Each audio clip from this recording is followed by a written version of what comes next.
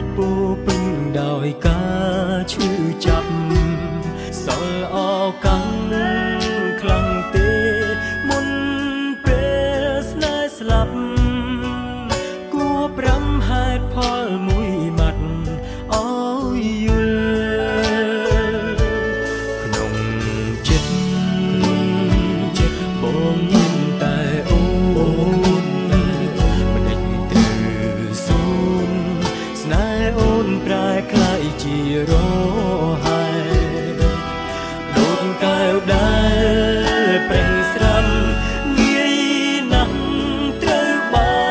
យឈឺពេកទឹកភ្នែកជន់លិចក្នុងហារតី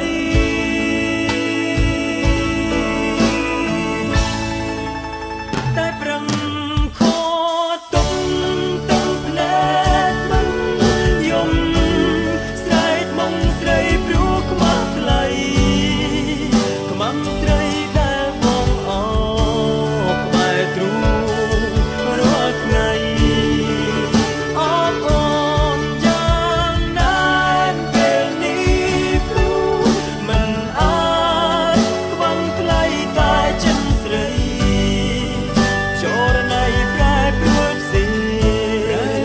ដូចខ្លាយរសាច់ឆ្ងាយ